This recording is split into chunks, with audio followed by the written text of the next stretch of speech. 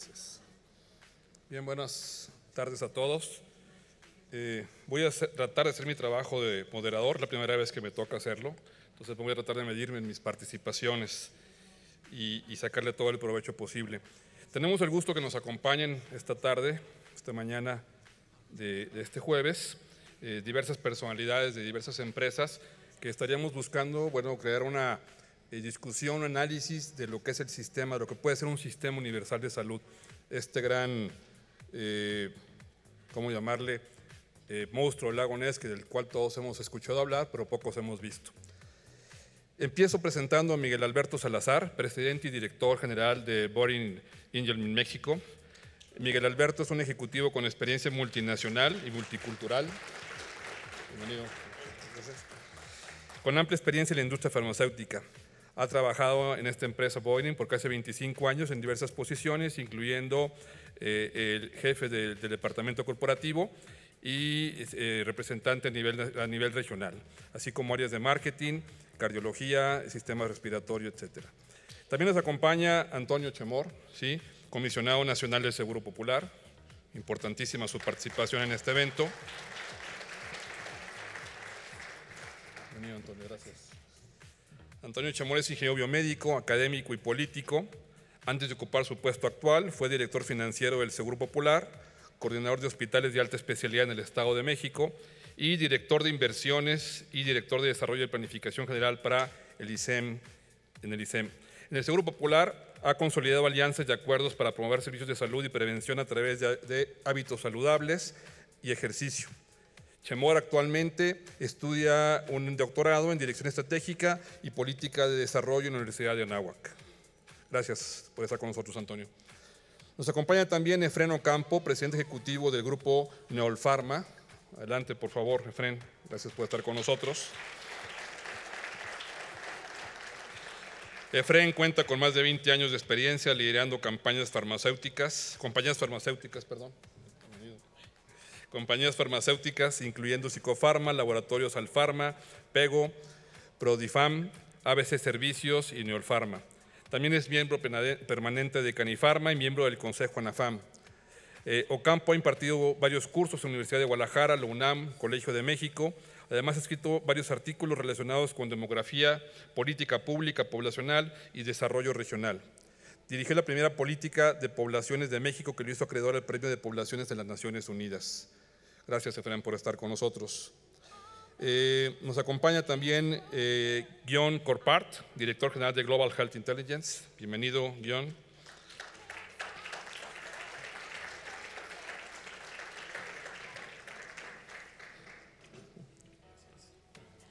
Guion tiene más de 20 años de experiencia como consultor de negocios. Su compañía Global Health Intelligence desarrolló Hospscope, la base de datos hospitalaria más grande del mundo para América Latina, que da un perfil detallado de más de 18,000 hospitales en la región.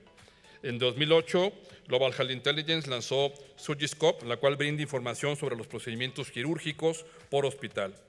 En 2011 recibió el premio Prix Relief Excellence de Quebec y en 2014 el premio Outstanding Business Award de la Cámara de Comercio de Canadá en México.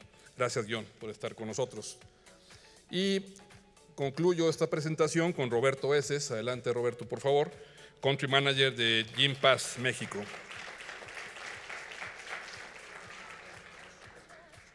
Roberto Eses tiene más de 10 años de experiencia trabajando, bienvenido, trabajando en áreas comerciales y operativas para empresas como Red Bull y Coca-Cola. Se unió a Gympass a finales de diciembre de 2017 como jefe de todas las áreas comerciales en México y recientemente se convirtió en el Country Manager para Gympass México. Eses tiene una licenciatura en Ingeniería Industrial y de Sistemas en el TEC de Monterrey y un MBA en la Universidad de Texas de Austin, además de un certificado de logística en el British Columbia University. Bienvenidos todos ustedes y bueno, empecemos este análisis, si me permiten tomar asiento.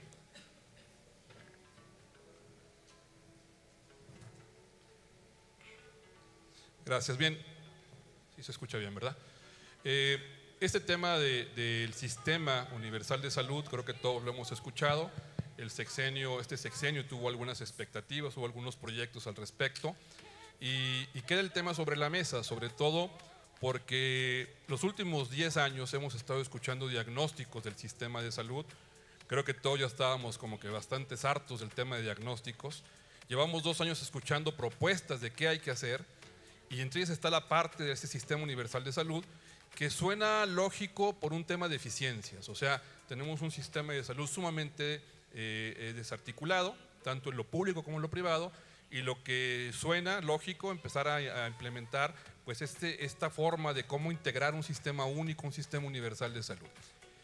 Para ello empiezo haciendo algunas preguntas sobre las cuales creo que nos gustaría saber la opinión de los panelistas aquí que nos acompañan. La primera pregunta sería: ¿cuáles son los mayores obstáculos para lograr la construcción de un sistema de salud universal?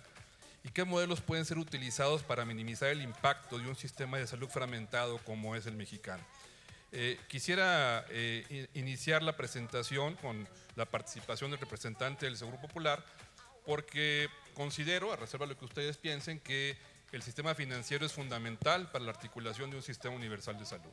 Así que, si me permites, adelante con tu participación. Gracias, muchísimas gracias. Muy buenas tardes a todas y a todos ustedes. Gracias a mis compañeros del panel. Muchas gracias, por supuesto, a Mexico Health Review por la invitación y por la posibilidad de compartir con ustedes experiencias que ya se han ido caminando en la administración, que estamos por concluir. Dice el secretario Narro que nuestra fecha de caducidad es 30 de noviembre. Así es que, pues, por los meses que nos quedan, me parece que es importante hacer este tipo de paneles y saber hacia dónde tiene que ir el camino o tiene que caminar la salud en México. Efectivamente, a mí me parece que para integrar un modelo mexicano de salud tampoco es necesario poder fusionar a todas las entidades o a las instituciones. Me parece que se ha buscado por varias ocasiones poder fusionar al IMSS, al ISSSTE, al Seguro Popular, que además por su misma lógica histórica han crecido y han nacido en diferentes momentos. En 1945 nace el IMSS, en 1960, finales de diciembre 28 del 1959, 1960 se crea el ISSSTE, y el Seguro Popular se crea un poco para suplir o dar un bálsamo a todos estos mexicanos que no tenían seguridad social en el año 2004. Y que hoy día, en un crecimiento vertiginoso, es un sistema que cobija a 53.505.187 mexicanos que no tienen seguridad social y que no tienen otra alternativa de atención a la salud. Pero me parece que la mejor forma de cómo poder fusionar o integrar este sistema de salud mexicano, primero es con voluntades, y segundo es logrando que se hablen entre los sistemas de inicio. Quizás es ideal tener un modelo donde solo exista un sistema de salud, pero hoy día, ante la realidad mexicana y ante la presión, digamos, que existe para poder atender a más mexicanos, hay que ver, yo creo que en el corto plazo, poderse hablar entre los sistemas. Y de hecho ya se hace. Nosotros tenemos, y les pongo nada más un ejemplo, en el caso de pacientes con VIH-Sida, al inicio de la administración del presidente Peña estábamos atendiendo nosotros en Seguro Popular cerca de 83,000 pacientes. Hacia este año íbamos a atender a 96,000 pacientes que tienen esta enfermedad, que de hecho está en el fideicomiso de gastos catastróficos, pero de los cuales 6,154 tienen IMSS y 1,740 son derechohabientes del ISSSTE. Y nosotros estamos ya con las negociaciones finales para atenderlos, seguir el tratamiento con estos pacientes de VIH y que estas instituciones nos paguen por la atención otorgada. Como esto hay un sinfín de ejemplos, incluso la misma portabilidad en la atención en diferentes entidades federativas. El Seguro Popular funcionaba como un archipiélago de 32 seguros populares, y en este mosaico un mexicano que vivía en Aguascalientes y se iba de vacaciones a Guerrero y se enfermaba allá, tenía que pagar por su atención. Hoy día no. A partir de las reformas que se cristalizaron en el año 2014, ese mexicano ya tiene un seguro nacional y se hacen un intercambio de servicios y una facturación cruzada. Simplemente del año 2014 finales al 2017 se han pagado 2,103 millones de pesos entre entidades federativas por esta atención integral. Entonces me parece que este modelo ya están los esbozos, ya están los inicios de lo que puede ser un modelo universal de salud. En lo que logramos encontrar un esquema para, si es el caso, yo todavía no estoy convencido, y es una opinión muy personal, no del comisionado sino de Antonio Chemor, de que la mejor alternativa hoy día sea tratar de fusionar y empaquetar todos los sistemas de salud en uno solo, porque tenemos casos importantes como la Defensa Nacional, como Pemex, etcétera. Entonces me parece que la integración hoy día es consolidar este intercambio de servicios, un tabulador común y poder entonces que el mexicano pueda decidir hacia dónde atenderse. Y para finalizar les pongo otro ejemplo. En Baja California Sur estamos por concluir un hospital oncológico donde ya están haciendo así. Ya tenemos el convenio firmado con el IMSS y con el ISSSTE. Ellos ya no van a construir ningún hospital oncológico. Todos sus pacientes serán atendidos en este hospital de la Secretaría de Salud del Estado de Baja California Sur. Gracias, Antonio. Yo creo que nos queda a todos un poco la duda en ese sentido. Si, vaya, no podemos negar los avances del Seguro Popular, no podemos negar los avances en eficiencia del sector. Sin embargo, otra parte nos dice que gran parte de la población sigue desatendida y eso sigue impactando en un alto gasto de bolsillo. No es un tema de financiamiento, es un tema de estructura. Nuestros sistemas de salud, y creo que en su gran mayoría tienen 70, 80 años. Un poco aquí le hago la pregunta a Miguel Alberto Salazar. Si crees que estos mismos sistemas, con una propuesta de reorganización, pueden estar preparados para brindar la salud que requeremos en los próximos 50 años. O sea, ¿es un tema de reorganizar las piezas existentes o hay más bien que diseñar un nuevo sistema en base al futuro, a lo que viene para la nueva población? Gracias, Javier. Pues también voy a externar mi muy personal punto de vista. Yo creo que estamos en un momento como si nos hayan invitado a un banquete donde ya toda la comida está servida, esos grandes festines largos y donde puedes servirte lo que tú quieras, pero no nos atrevemos a sentarnos a la mesa todavía. No la podemos creer. Antes existía el Seguro Social, 1943 fue cuando se creó. Escuchamos que Pemex incluso tiene una creación desde antes. El Seguro Popular es el hijo pues, más pequeño, ¿no? El más, tú también, pero son instituciones que ya están servidas en la mesa.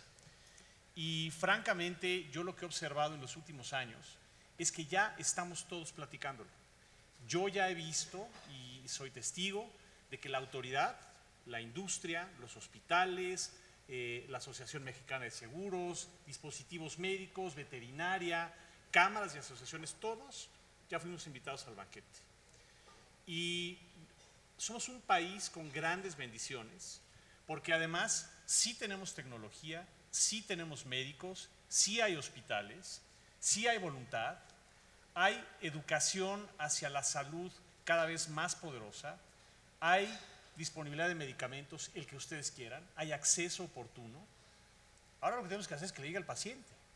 Y la realidad es que yo siento que sí muchas veces criticamos y señalamos lo negativo, y ahora lo que tenemos que hacer es encontrar las conexiones.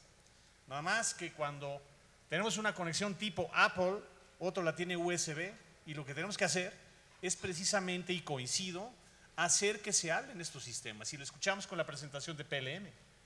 Y escuchamos que ya tenemos tecnología, ya tenemos la innovación suficiente para poner a disposición de quien lo necesite la salud. A mí me parece que la secuencia de los paneles ha sido muy oportuna, porque a pesar de que parece increíble que estemos discutiendo todavía que el centrismo de la salud tiene que ser en el paciente, el primer panel sobre eso habló. Y si todos tenemos en mente y en mira que el paciente es quien lo necesita, tenemos que hacer las conexiones. Y yo veo la voluntad en todas las partes para poder hacerlo. Hablabas de voluntad de todas las partes, y coincido contigo, creo que los foros se están presentando cada vez más continuos y con una formación plural de la participación de diversos sectores, y en lo público y en lo privado, ¿no? Creo que se está dando esa agradable coincidencia. Sin embargo, no sé si todavía tenemos claro cuál es el esquema o el modelo, los lineamientos de un sistema de salud universal. Y lo digo porque lo natural, lo obvio es que partamos de lo que ya tenemos. O sea, tenemos instituciones como el Seguro Social, como el Seguro Popular, como el ISSSTE, como Pemex, que lo que pensamos es cómo desarrollarlas, y no estamos pensando realmente si esta organización de instituciones, y también incluye al sector privado, estamos entendiendo realmente el centro que es el paciente. Me gustaría ahí oír, Efraín, ¿cuál es tu opinión al respecto? Voy a ser un poco divergente, ¿sí? Pero pues para eso se agradece. Estamos aquí, ¿no? Primero, el Seguro Popular y Seguro Universal no son sinónimos, ¿sí? Perdón, Salud Universal no son sinónimos, ¿no? Los agentes que participan en el seguro popular son diferentes a los que deben de participar en un seguro universal, ¿no? Yo tengo 3 datos sobre los cuales siempre parto en cualquier consideración. Primero, hay un derecho a la salud de todos los mexicanos, conforme al 4º constitucional, ¿sí? Segundo, hemos llegado a cierto nivel de salud promedio medido por la esperanza de vida. Y esta esperanza de vida en los últimos 10 años casi no ha crecido, está estancada. Y yo tengo alguna predicción de que si no hacemos algo trascendente puede incluso perderse ese promedio en la esperanza de vida. ¿Por qué? Porque en la medida que la población crece arriba de los 45, es otra la epidemiología y hay más muertes por cada 1000 y en consecuencia eso afecta lo que es una suma de sobrevivencias, que es lo que nos da la esperanza de vida, y cada vez está cambiando esta estructura de población. Y además ya existen algunos datos que muestran que en algunos grupos está cayendo la esperanza de vida, ¿sí? Esos datos casi no se manejan, ¿sí? El otro tema para mí es el del presupuesto, ¿sí?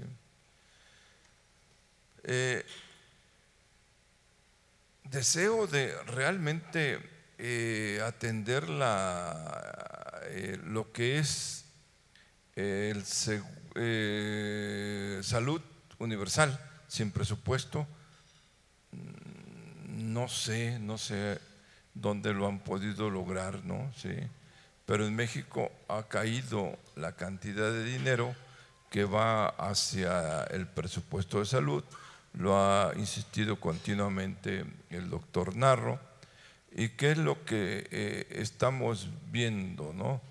Pues que de alguna manera no se lograron concluir una serie de operaciones, por ejemplo, varios hospitales que están construidos, y aquí es donde vienen los hospitales que se construyeron con procedimientos de vínculo entre lo privado y lo público, etcétera, pero que no están funcionando, ¿sí? Entonces, poca eficiencia en los recursos y en la infraestructura que tenemos. Cada vez menos gasto en esto, y cada vez siempre nos fijamos en la epidemiología, pero no nos estamos fijando en la transición demográfica. Todos estos conceptos yo no los escucho, si bien lo que tú decías hace rato, pues tenemos que ya se ha platicado mucho, pero se ha platicado sobre tendencias que no necesariamente son las que nos pueden llevar a ese deseo de tener una salud que sea adecuada para no olvidemos de que en México hay casi 150,000 pequeñas comunidades, ¿sí? Entre las grandes y las pequeñas, ¿no? Todo esto lo quiero poner aquí a consideración porque son elementos que solamente vamos sobre tendencias, pero no estamos en este momento tomando esas cosas de fondo que luego se imponen, ¿sí?, a la realidad y que no nos están permitiendo tener pasos fuertes hacia lo que sería la salud, un programa de salud universal. Gracias, Efraín. Tocaste el tema de indicadores al principio, ¿no? No es ningún secreto para ninguno de nosotros que los indicadores que tenemos en salud comparados con los países de la OECD, pues estamos siempre peleando los últimos lugares, ¿no? Me gustaría, Guión, con tu opinión, con tu experiencia en otros países sobre todo, porque tampoco en un sistema universal de salud tenemos que inventar el hilo negro, ¿sí? Hay países como Chile, como Colombia, que aún con sus deficiencias han logrado tener un sistema de salud más fortalecido, inclusive con una amplia participación del sector privado. Si nos puedes dar algún comentario al respecto. Sí, gracias, Javier.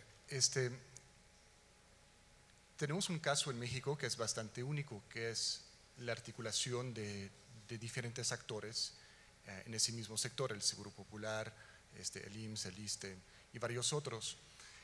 Y es algo bastante único porque no se refleja en ningún otro país que yo he visto, por lo menos, que la salud o la atención médica que uno recibe se determina por el lugar de donde uno trabaja. Es decir, si yo trabajo en una empresa privada, pues voy a un cierto instituto, y si trabajo en Pemex, pues voy a otro instituto.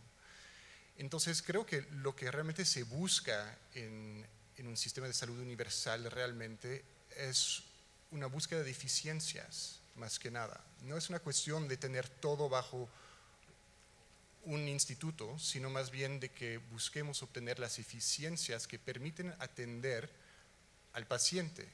Y lo sabemos, hay millones de personas que están desatendidos o sobreatendidos, es decir, que no llegan al cuidado de salud que deberían de tener, o lo tienen, pero muy tarde. Es decir, me presento al doctor, pero me da una cita para una cirugía dentro de 6 meses o dentro de 8 meses. Entonces, ¿cómo buscamos las eficiencias entre los sistemas para lograr que se atienda a las personas de forma correcta y más rápida?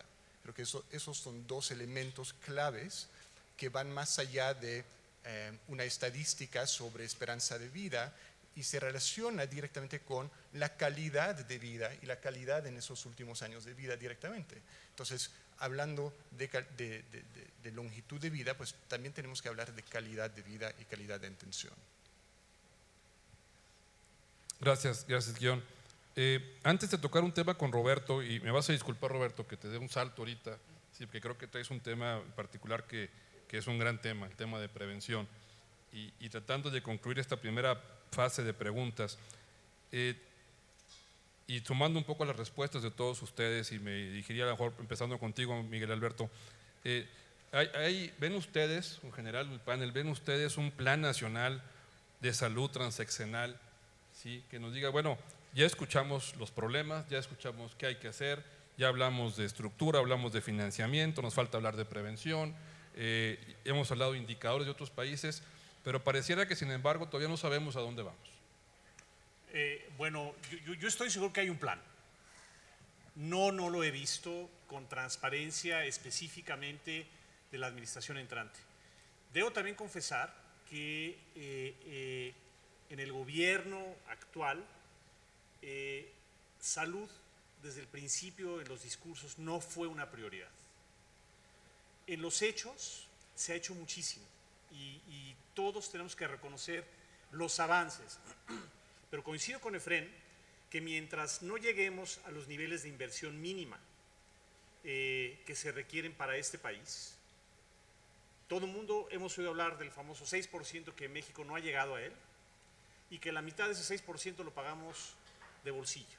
Es la manera más injusta de tratar una sociedad. Es la manera más compleja en la cual puedes unificar la justicia de clases. Y definitivamente sin el presupuesto no va a operar. Esa es, diría yo, la fundación o la base de todo este tema.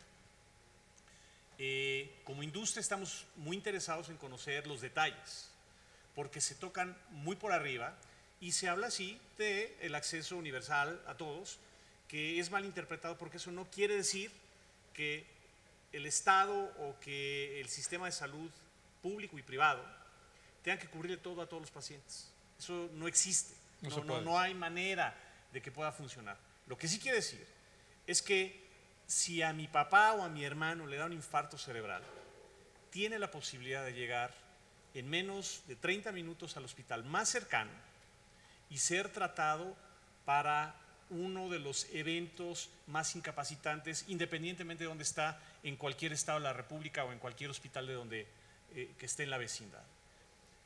O si tiene fibrosis pulmonar, o si tiene cáncer, etc. Entonces, yo sí creo definitivamente que todavía no hay una visión o una transparencia. Estamos contribuyendo como industria para que las ideas, al menos en ejes rectores muy claros, estén en la mesa de discusión. Y seguramente a ver, el gobierno federal no está en contra de la salud, es parte de la seguridad nacional. Entonces es bien importante que podamos hacer que esos mensajes lleguen rápidamente para poder iniciar el diálogo. Estamos abriendo puertas, lo estamos haciendo, y lo hicimos con el doctor Narro y con su equipo, con Antonio, lo hicimos con todos, y de verdad que los vínculos se crearon. Muchas veces tal vez no nos entendíamos y protegíamos intereses, pero al final del día teníamos que decidir por ese paciente. Y uno de los esfuerzos que Antonio hizo referencia, que es el poder moverte de un estado al otro para poder ser tratado, es un avance. ¿Es la culminación? Definitivamente no. Definitivamente no. Y el Seguro Popular, una de las bendiciones que yo he visto es que ha sobrevivido, ha reclutado, pero no hemos terminado. Ya los tenemos a los pacientes, pero ahora hay que darles su tratamiento, ahora hay que darles médicos, hay que meterlos a quirófanos, hay que darles tomógrafos. Y yo no estaría realmente muy convencido todavía, al menos que alguien experto me dé la data, de que necesitamos más hospitales. Yo creo que primero tenemos que utilizar lo que tenemos, in extenso, de manera pública y de manera privada, porque hay veces que hablamos del gobierno como si fuera otro planeta. A ver, el gobierno está fondeado por los mexicanos, por los impuestos que todos pagamos, el seguro social nos pertenece a todos los que estamos aquí. Entonces, nosotros somos quienes deberíamos ir a ver, seguro social, quiero que vayas para allá, y para eso se necesita un cambio de mentalidad, ¿no? En lugar de, pues, lo que me den, empezar a decir qué es lo que se necesita. Sumo ahí un comentario de Antonio en el sentido de esa comunicación que empieza a haber entre los sistemas, ¿sí? Pero lo amplío a la parte de la participación privada, en base a lo que comenta ahorita Miguel, y bueno, nuevamente le pediría la palabra a Antonio en ese sentido. O sea,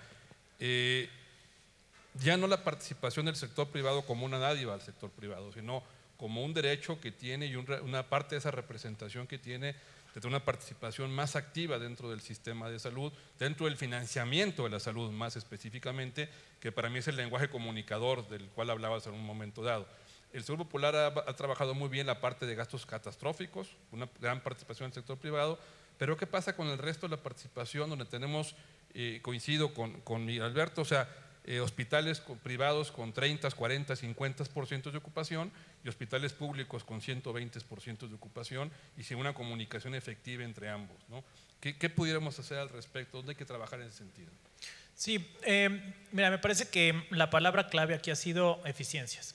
Eficiencias no solo en el manejo de los recursos financieros, sino en el manejo también en la infraestructura médica que hoy existe en México. Estoy totalmente de acuerdo que quizás ya no hay necesidad de construir más hospitales nuevos, no solo por la falta de médicos, enfermeras, sino porque los que tenemos en una gran mayoría están subutilizados en alguna parte, la parte privada o la parte pública. Nosotros se ha invertido solo en la administración del presidente Peña 29,000 millones de pesos en 447 acciones que han sido en su inmensa mayoría sustituciones de hospitales o sustituciones de equipo, ya no la creación de nueva infraestructura, a menos que fuera muy necesaria y muy justificada. Pero yo me monto un poco más en el tema de lo que se ha logrado a partir de la creación de Seguro Popular. Efectivamente, esta unión de esfuerzos entre la privada y la iniciativa privada y el Seguro Popular o el sector público hoy día también ya es una realidad. Recientemente estuve en el FUCAM, que atiende a mujeres de cáncer de mama. El FUCAM solo atiende prácticamente la misma población de mujeres con cáncer de mama que el Instituto Nacional de Cancerología, y es una asociación civil.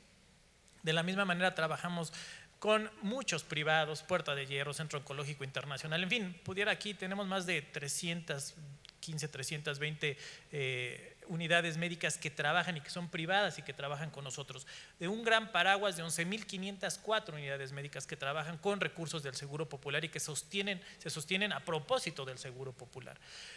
A mí me parece que el camino está trazado, sí hay que matizarlo, mejoras, todo es perfectible en el mundo, los programas son perfectibles, hay que trazar rutas, pero me parece que una ruta grande, una ruta importante en el tema de salud en México se creó en el 2003 con el Seguro Popular. Recientemente la OCDE acaba de sacar sus resultados y Coneval, en el 2003 el gasto de bolsillo en el mexicano era 55.7, al 2015 es del 41.4.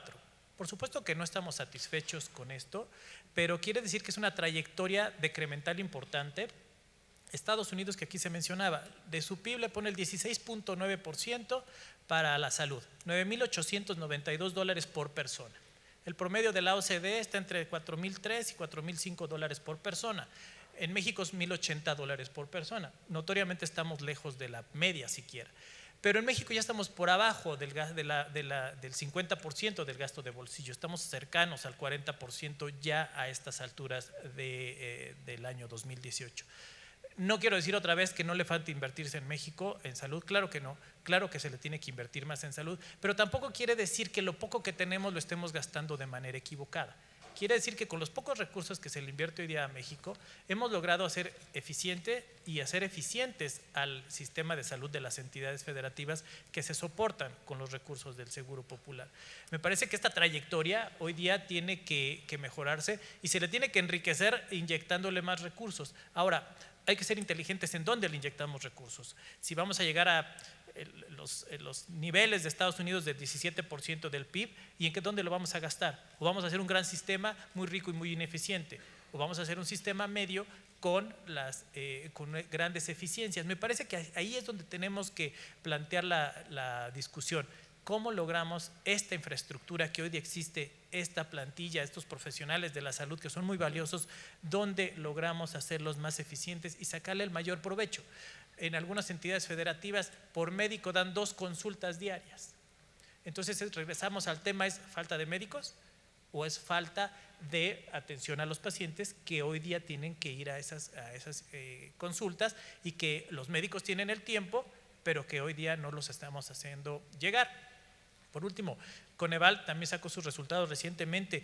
En el 2008, el 38.4% de la población mexicana era carente de los servicios de salud. De las 6 carencias de los servicios sociales que marca la Ley de Desarrollo Social, una de ellas es carencia por acceso a los servicios de salud, el 38.4%. Hacia el 2016 solo era el 15.5% de la población mexicana. Y además, y hoy día, y eso sí los quiero platicar, hoy día está abierta la cartera del Seguro Popular para sumar a todos los afiliados, a toda esta población que no tiene seguridad social al Seguro Popular, y ya no encontramos mexicanos. Ya no encontramos mexicanos que no tengan o seguridad social o Seguro Popular. Y aún así, si aparece ahí algún mexicano que necesite ser atendido, en ese momento se le atiende y en ese momento se le afilia, además de manera gratuita. Entonces me parece que la trayectoria va, por supuesto que hay que hacerle mejoras, pero me parece que hoy día tratar de reinventar en un modelo, además seguramente el resultado no será muy lejano a lo que estamos viendo y me parece que perderíamos tiempo muy valioso. Bueno, Antonio, y perdón, pero bueno, por primera vez como moderador tengo el poder de hacer preguntas, ¿sí? Y te voy a dar la palabra, Fren, pero quisiera contrarrestar un poco lo que acabas de mencionar. Sería irresponsable y no sería justo negar los avances que ha tenido el sistema de salud desde su creación en los 30s, 40s, mejorar la calidad de vida, la participación del Seguro Popular, obviamente la creación, obviamente fue un gran revolucionario en este tema de cómo mejorar la salud. Sería injusto no decir que está cubierta la población de México en cuanto a cobertura, pero la realidad nos empieza a decir otra cosa. O sea, tenemos una realidad y yo le preguntaría a Fren su percepción en ese sentido. ¿Qué piensan los mexicanos realmente de la atención pública? Porque al final de cuentas seguimos teniendo los pacientes en las salas de espera, tenemos los consultorios de farmacias llenos, ¿sí? Como un bastón, como una muleta que se le creó al sistema de salud, ¿sí? Y donde nos empezamos a concientizar cada vez más que sí, si bien hace falta más inversión y un incremento en el PIB, no es necesariamente un incremento que va a pegar en el financiamiento, en la atención, sino en la creación de infraestructura, en la preparación de recurso humano, en otro tipo de elementos. O sea, yo no cuestionaría el financiamiento per se, ¿sí? Cuestionaría la atención, ¿sí? Que creo que ahí es donde tenemos unos problemas, y la falta de un modelo de prevención, que al final de cuentas es lo que nos está pegando en el impacto que va a tener el costo a futuro. Entonces, para no hablar más, Efraín, ¿cuál sería tu punto de vista al respecto? Primero, yo diría que el gasto es bajo, ¿sí? Digo, este es un hecho. Y como que hay una serie de focalizaciones en ciertos medicamentos, en cierto tipo de problemas de salud, y se han olvidado otros, ¿sí? Y eso es lo que nos está llevando a que esté estancado el crecimiento en la esperanza de vida, ¿sí? Decimos muchas cosas, pero ese indicador es el fundamental de todo, ¿no? ¿Sí? 6,000 muertos por suicidio, ¿sí?, este año. ¿Están atendiendo los temas de salud mental? No. La tasa de mortalidad infantil está creciendo. Se le está volviendo a poner la intensidad de la atención que tuvo en el pasado, está un poco hacia otros sectores y hacia otro tipo de problemas. El tema del derecho a la salud está por edades, por regiones, por sexo, por muchas razones, ¿sí? Y eso es lo que, ahí donde entra de alguna forma el tema también. Estoy de acuerdo que la palabra es eficiencia, ¿no? ¿Sí? ¿Podemos hacer más con lo que tenemos ahorita? Yo creo que sí. Y creo que la apertura tuya de que si tenemos una política que sea más allá de un sexenio, yo creo que la traen en su mente los médicos, ¿sí? Para mí el médico es el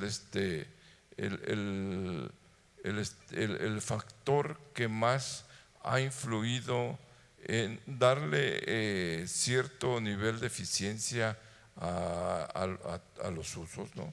Porque pese a que les pagan tan poco, ¿sí?, están atendiendo al máximo lo que pueden, 220% que se dice en el sector público. Pero por otro lado, estamos con un país que requiere más igualdad, y entonces en una serie de lugares donde hay servicios pero no hay capacidad para comprarlos, ¿sí?, pues ahí están, ¿sí? ¿Cómo ajustar esas situaciones de poder usar más lo que tenemos? Dicen no hay que construir más hospitales, pues estoy de acuerdo, ¿sí?, pero los que están, que los puedan usar, ¿sí? Se pueden usar intensamente los del sector público, ¿sí?, con los esforzados médicos que andan por ahí, ¿no? Pero en otros esquemas es diferente el tema, ¿no? Y mi visión, quizá siendo yo empresario, a lo mejor puede ser muy diferente, pero yo creo que todos los empresarios que estamos en el sector público, que abastecemos los medicamentos, ¿sí?, hemos hecho esfuerzos enormes, ¿no? Y la eficiencia nuestra ha estado por el lado de bajar el costo promedio del medicamento para que se tenga en todos lados, ¿no? ¿Sí? Pero la verdad es que por número de piezas para ciertas terapias está muy abajo, ¿sí? Entonces, como que en esta reorganización hacia el futuro, que sin duda alguna va a tener que está siempre vinculada, está siempre articulada por la Secretaría de Salud, ¿no? Yo recuerdo cuando había el gabinete de salud allá por los 80, que se hacía mucho con poco dinero, y ahí empezó a impulsarse la esperanza de vida, ¿no? ¿Sí? Pero ahora que ya llegamos a cierto nivel está estancada. ¿Qué vamos a hacer? Políticas más allá del sexenio, de acuerdo, pero pero tomemos en cuenta que la población está cambiando de edad, ¿sí?, que está cambiando de lugares donde residen, que no ha habido una situación que nos lleve que nos lleve a eliminar la desigualdad en los ingresos, y que todo eso está atrás también del poder tener una salud universal. Complemento rápidamente y para darle la palabra una interacción de Miguel Alberto y Guión posteriormente, y entramos al tema de prevención. Me insistiría un poco, ante los cambios que estamos viviendo tan dinámicos, las instituciones con las cuales trabajamos actualmente tienen la capacidad de respuesta para los próximos 50 años. ¿Está la población satisfecha con los servicios de salud? Miguel, ¿quieres comentar algo? Bueno, la respuesta concreta es a la pregunta de que, qué opina el paciente del servicio de salud, pues que es chafa, o sea, de verdad, o sea, esa es la opinión que existe si tú sales de aquí del hotel Marisabel Seattle y te empiezas a preguntar. Pero también depende del paciente a quien le preguntes. Porque si tú estás sentado en la Sierra Chapaneca, en San Cristóbal de las Casas o en el Bajío, probablemente habrá pacientes que te digan, es la primera vez que me dan un antidiabético oral que le está deteniendo la progresión de la enfermedad a mi familiar. Claramente hay benchmark, ¿no? Depende de dónde estés tú sentado y digo, pues si estás sentado en un avión piojoso hasta atrás, pues a lo mejor dices qué mal servicio. Pero cuando tú tienes la oportunidad de vivir un buen servicio, vuelves a cambiar entonces tu rasero y entonces tienes otro punto de comparación. Pero mientras le sigamos en general, y voy a dramatizar el tema, pidiendo a un paciente que cuando vayan a intervenir a su familiar en un hospital nacional, le piden que lleve su catéter porque si no, no pueden operar al paciente, pues tienes que reconocer que ahí estamos mal. Hay deficiencias. Hay deficiencias. Sí. Me gustaría complementar la respuesta con Guillermo, darle la palabra a Antonio para ya entrar al tema que creo que es un gran tema de prevención que no hemos tocado. Sí, les pediría participaciones breves, por favor, para hacer algunas preguntas, contestar algunas preguntas. Gracias, Javier. Efraín, creo que tocaste muchos puntos muy valiosos y uno de lo cual en lo personal me conmueve mucho, que es la movilidad social y el tema de la salud en la movilidad social. Realmente hay dos sectores que ayudan a fomentar la movilidad social, uno de los cuales es la educación y el otro es la salud. No podemos tener movilidad social si no tenemos un país con salud. Y Sandra Sánchez lo tocó en la mañana. Hoy día estamos viendo la salud como un gasto, pero realmente es una inversión en una sociedad que es productiva. Y cuando hablamos del derecho al acceso a la salud, ya no hablamos únicamente del derecho a la salud para personas e individuos, sino más bien como empresarios, de tener una fuerza laboral con salud que va a ser más productiva. Entonces, es un tema como el derecho al acceso a la salud, es como decir un derecho de acceso a una fuerza laboral. Y creo que la presión no solo viene del ciudadano que está interesado en que le cuide mejor, sino también de la empresa que quiere ser productiva a largo plazo. Sobre ese tema, hace 2 años McKinsey hizo un reporte excelente comparando regiones del mundo, de los cuales América Latina, viendo el crecimiento del PIB de las regiones del mundo y los factores atrás de ese crecimiento, si fue cambio demográfico o si fue un tema de productividad. Y en eso vemos que América Latina estamos muy por debajo de todas las otras regiones. Literalmente nos comparamos con África, punto. Tanto en el crecimiento del PIB como en los factores del crecimiento del PIB. Es decir, el PIB nuestro crece principalmente por factores demográficos, es decir, un alza en la fuerza laboral y no necesariamente en productividad de nuestra fuerza laboral. Entonces, ¿qué tipo de valor agregado realmente podemos aportar si nuestra fuerza laboral no está saludable para realmente aumentar? Y creo que eso es un buen segue sobre la prevención. Déjame antes de entrar al tema prevención propiamente, darle la palabra a Antonio, que creo que es justo. Gracias, y como dicen en la cámara, por alusiones personales. Ya se me está acabando la pila del micrófono además. No. A mí me parece que, yo creo que tiene toda la razón aquí el panel. Me parece que tenemos que trazar un plan claro, concreto hacia dónde tiene que caminar México, pero también no debemos dejar que la memoria nos traicione. De acuerdo. Efectivamente, en los años 70, 80 había un sistema quizás un poco más organizado. Yo no pudiera decir que hoy está mal organizado, pero menos fragmentado. Pero también hay que recordar que en los 70s y 80s las secretarías de salud, los hospitales de las secretarías de salud, efectivamente la gente tenía, para poderse atender, tenía que llevar el medicamento, el instrumental, los insumos médicos, el material de curación, etcétera. Esa historia cambió en el 2004. Qué bueno que busquemos más y busquemos mejorar todos los días, pero no hay que olvidar que esa no era la realidad de México. No estamos en el paso cero. Estamos viendo hacia adelante, pero no hay que olvidar lo que pasó atrás. Además, entiendo yo las quejas de los pacientes que son pequeñas. La verdad es que yo pudiera decir que no es la generalidad, pero además habrá que entonces compararnos con otros países del mundo. En Canadá, que es de los mejores sistemas en el mundo, la gente se queja porque tiene que pagar una parte del medicamento que surte. En Japón, el 20% del surtimiento del medicamento lo paga la persona, el 30% del costo de la hospitalización lo paga la persona. Es un paquete básico. En Suiza tienen un paquete básico que compran, y si quieren acceder a enfermedades de las que nosotros llamamos catastróficas, tienen que pagar por ese paquete adicional. En México, la mitad de la población, el 46%, no tiene que erogar un solo peso por atención, no importa lo que cueste. Acabamos de incorporar síndrome de Morquio como enfermedad catastrófica. Es una enfermedad rara.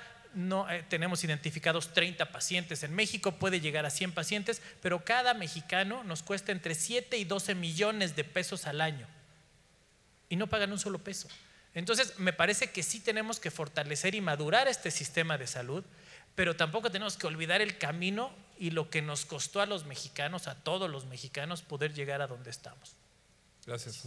Y concluyo la participación del panel para hacer unas preguntas. Pues creo que una de las partes más importantes de esto es la prevención.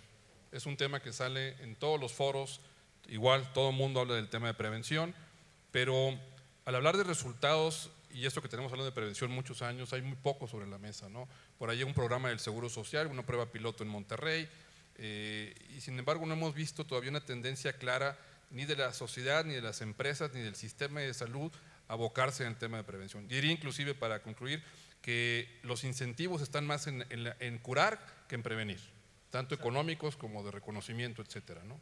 Exactamente, gracias Javier. Creo que se han tocado temas súper interesantes, uno de ellos, y bueno, el principal, el tema de salud universal. Entendemos la parte de las deficiencias que hoy tenemos en la atención y a dónde tenemos que llegar con estas eficiencias operativas para poder tener un mejor sistema de salud. Pero ¿qué pasa si no atacamos el problema de raíz? ¿Qué pasa si no nos enfocamos en ver cuáles son las principales causas de por qué hay tanta gente, tanta población que visita los hospitales? Hay un dato muy interesante que cada que lo leo me vuelvo a dar toques en la cabeza a ver cómo podemos evitarlo, y es que el 70% de los accesos a hospitales están relacionados con causas de obesidad y sedentarismo. Entonces, si nosotros no logramos atacar ese dato y atacarlo realmente de raíz, aunque tengamos un sistema de salud eficiente, no vamos a lograr, no vamos a alcanzar el poder ofrecer un servicio en tiempo y forma a la gente, a la población que está visitando estos centros de salud. Hay un dato también muy interesante, es que por cada dólar que nosotros podamos invertir en prevención, podemos tener un beneficio de hasta 3.4 dólares que podemos destinar a otros servicios, a mejorar las capacidades de atención, a mejorar los centros de salud. Como bien dicen, invertimos mucho en tecnología cuando hablamos de aparatos que curan todo tipo de enfermedades, pero ¿qué pasa cuando hablamos de invertir en prevención, cuando hablamos de invertir en tecnología para ver cómo mejorar la salud de la población? Hay otro dato también que me causa mucho interés, es gente que está físicamente activa puede disminuir en costo de salud para las empresas hasta un 60%. Entonces, no solamente estamos beneficiando en todos los aspectos, desde las empresas que invierten en temas de salud, todas las instituciones que están constantemente trabajando para mejorar la calidad de vida de los mexicanos. Entonces, creo que es importante no solamente enfocar en cómo atacamos un problema ya que está sobre la mesa, sino cómo lo prevenimos. Entonces creo que hay muchas cosas que se pueden hacer. Tocaban también el tema de esperanza de vida, que está bastante estable. Nosotros tenemos un indicador que en los próximos años, pensando la falta de foco que estamos poniendo en la población más joven, que es cada vez hacen menos ejercicio, en pocos años vamos a estar teniendo una esperanza de vida a la baja, ¿no? Con lo cual también es un tema súper interesante a desarrollar, pero bueno, creo que tenemos el tiempo corto. Pero vaya, déjame concluir un tema ahí contigo. Coincidimos, pero pareciera como que el tema de prevención es un tema gubernamental. Sí, o sea, ¿qué planes hay para que se haga un plan de prevención? Y se habla ya de planes con gobierno, de participación con el sector educativo, con el sector social, sector empresarial, pero como que se sigue viendo que la población per se, las empresas per se, no han asumido todavía esa responsabilidad del tema de prevención. Ahora, nosotros desde Gympass estamos tratando de concientizar a toda la iniciativa privada del por qué y cuál es la importancia de poder atacar, ayudar al tema de sedentarismo. Cada vez pasamos más tiempo enfrente de una computadora, cada vez pasamos más tiempo sentados, cada vez nos da más flojera movernos. Entonces es súper importante el saber cómo atacar y cómo prevenir. Como bien dice Javier, el tema de gobierno, estamos acercándonos con escuelas para empezar a desarrollar planes de cómo podemos hacer conscientes también a la población más joven de la importancia de moverse. Somos el país número 1 en obesidad infantil, lo cual creo que es súper preocupante. ¿Y qué estamos haciendo cada uno de nosotros para prevenir y para evitar eso, y que en el mediano plazo el costo de salud vaya cada vez más al alta y la inversión sea a la baja? Entonces tenemos en el corto plazo un problema que tenemos que atacar de raíz. Te agradezco mucho, Roberto. Y voy a pasar a unas preguntas, si me permiten, para acabar con un minuto hoy de conclusiones de cada quien, para cerrar el tema. 3 preguntas. ¿Existe actualmente una estrategia a nivel gremial o industrial para afrontar el reto que implica la salud universal de los próximos años? Les pedía respuestas muy concretas. ¿Alguien sabe de alguna estrategia a nivel gremial o industrial para afrontar estos retos a la salud? Bueno, si gremial o industrial se refiere a la industria farmacéutica, por supuesto. Asociaciones, a nivel de asociaciones se está haciendo algo, ¿no? Hablo entonces de la Cámara Nacional de Industria Farmacéutica y de la MIF, obviamente de ANAFAM. Tal vez ahí, Efraín, tú puedas comentar un poco más. Pero hay ejes rectores muy potentes, muy poderosos, muy focalizados, con estrategias que a lo largo de las décadas hemos implementado, y lo importante es que lo hacemos con mucha transparencia y vínculo con la autoridad. Pero lo más importante es que hacemos esta actualización a estos ejes rectores con mucha frecuencia y los ponemos a disposición de las autoridades para ofrecérselos también como una herramienta para trabajar. ¿Vas a comentar algo? Sí, mira, como comenta Miguel, en la industria farmacéutica cuentan, quien sea, con un gran jugador responsable para ofrecer todos los medicamentos que sean de calidad, que sean suficientes, incluso en la mayoría de los medicamentos con costos muy competitivos a nivel internacional, ¿no? Pero yo un poco el tema de la parte de prevención quisiera hacer un pequeño comentario. Nos cuesta mucho a las empresas, porque estaban hablando de empresas, el seguro social, ¿sí? Y lo usamos poco. O sea, en nuestras empresas, en muchos casos, quizá una tercera o cuarta parte de los colaboradores tienen el seguro de gastos médicos mayores, ¿sí? ¿Por qué no nos permiten, para contribuir a la salud en general, por qué nos dan un subsidio? Si yo te muestro que hay programas reales, ¿sí?, de prevención, ¿sí?, ¿por qué no me das un estímulo para que los amplíe un poco más yo, ¿no? ¿Sí? Yo esto lo he estado pensando, y más a partir de un artículo reciente que acaba de salir en Lancet, en donde están hablando de que en los últimos 15 años no ha bajado el coeficiente de inmovilidad de la población, ¿sí?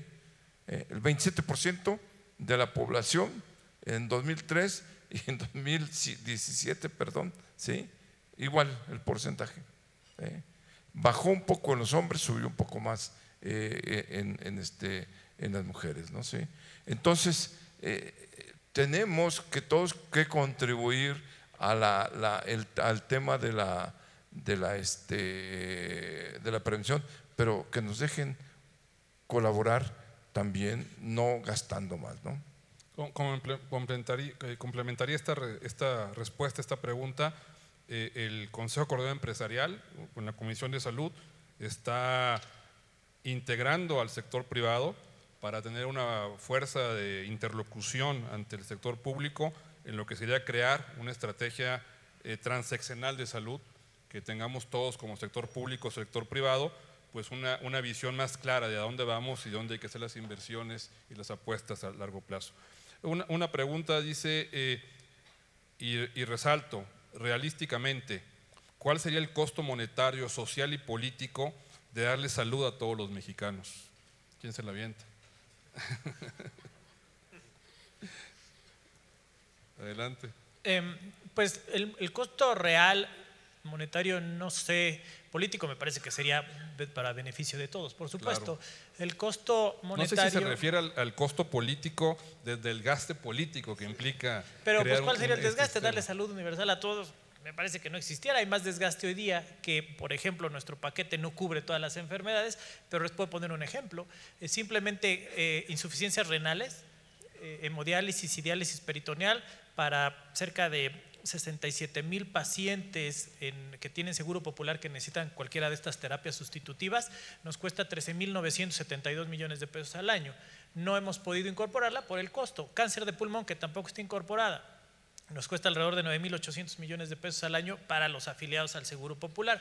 Entonces le empezamos a sumar, pero lo que sí hemos logrado es en esas disciplinas, yo digo obsesiones financieras que hemos logrado, es darle viabilidad a gastos catastróficos hasta el 2030, 12 años. Y hemos incorporado este año simplemente 6 nuevas enfermedades: cáncer de endometrio, síndrome de Morquio, cáncer de esófago, trasplante de corazón, trasplante de pulmón, trasplante de hígado. O sea, un poco la lógica es, ¿le inyectamos más dinero o nos volvemos eficientes primero? Y entonces ya sabemos cuál es el cálculo para poder solicitar claramente cuánto dinero necesitaríamos para, por lo menos en gastos catastróficos, que es la que tenemos limitada, cauces básicamente con las 1,807 enfermedades que cubre, está cubriendo el primer y segundo nivel de atención. Entonces me parece que sí tendríamos que hacer algún cálculo de cuántos miles de millones de pesos necesitaríamos anualmente para poder cubrir a toda la población, y que también la población nos acompañe en esta corresponsabilidad de ser sanos, ¿no? Ahí hay dos temas. Uno, y concluyo con eso, con la tercera pregunta también, y que dice especialmente para ti, ¿cómo ves el futuro del Seguro Popular en seguir desarrollando más sus servicios y experiencia y la experiencia con los hospitales privados? Yo le agregaría esto para complementar tu respuesta anterior.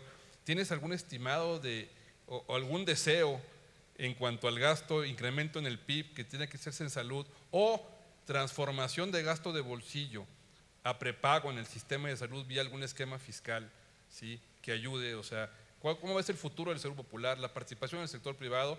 Y regresamos a temas monetarios. O sea, ¿qué es lo que el Seguro Popular necesita para decir, me siento satisfecho con la atención que estoy brindando a los mexicanos o con el financiamiento que estoy dando a los mexicanos?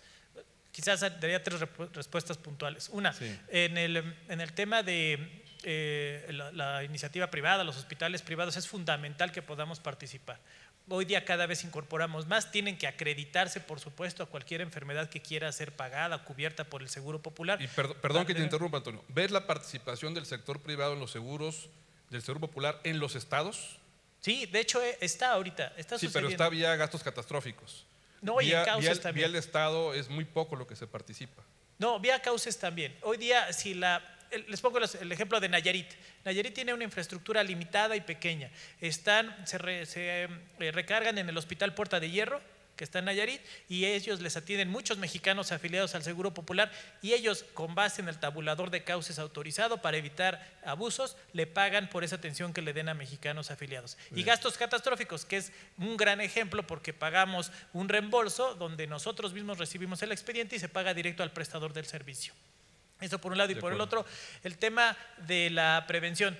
Me parece que sí tenemos que lograr, porque sí parecería que por decreto gubernamental vamos a decir, tenemos que todos tener un estilo de vida saludable y ya toda la gente va a transformarse. No, se ha hecho. Mídete, chécate, muévete. No hemos logrado permear en el mexicano que tiene que tener un estilo de vida saludable, alejarse de la comida chatarra, del refresco, etcétera. Esto, por supuesto, que nos lleva a una saturación de los sistemas de salud, pero tampoco tenemos alguna manera de lograr incentivar esto. Y a mí me parece que algo que yo también traigo en mente es un esquema de premios y castigos, que es por ejemplo, el prepago. En teoría, cuando se crea Seguro Popular había la cuota familiar. Todos los mexicanos de las 10 partes que que conforman a la población de Seguro Popular, primero de la tercera, después de la quinta, tenían que hacer un prepago por tener este seguro.